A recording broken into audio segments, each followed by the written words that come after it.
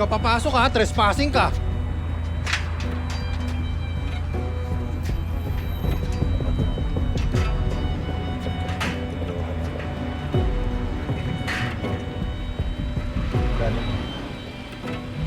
Ayop ka lang! Lumabas ka dyan! Sabi ka muna, Noy.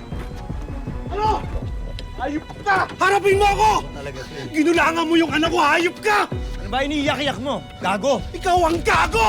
Ha? Ayop ka! Ganyan ka ba klaseng tao? Pagkatapos kang tulungan?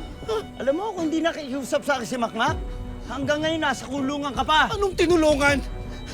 Inisahan mo yung anak ko eh! Napilitan sa pirmahan yung kontrata dahil ginamit mo yung sitwasyon ko! Eh bakit ako sinisisi mo? Sisihin mo sarili mo! Dahil dyan sa droga mo, tama si Makmak. Uy! Kaloy! Hindi ako nagda-drugs!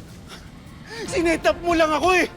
Nakausap ko na si Sus. Sinabi niya sa akin yung plano mo. Ginawa mo yun para matanggal ako sa training ni Makmak! Sino yung source mo?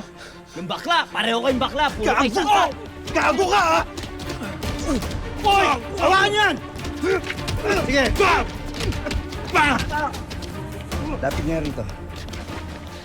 Boy, para sabihin ko sa'yo, businessman ako. Your son is part of my business. Kaya lahat ng bagay na pwede ko siya maalagaan, gagawin ko. Hindi ka tulad mo, ikaw problema ka eh. Wala kang kwentang ama. Sandali lang. Para sa kaalaman mo na rin, no? Hindi na ikaw magiging coach ng anak mo. Dahil bad ka na sa gym ko. Loko. Sarado niyo yung gate! Boss!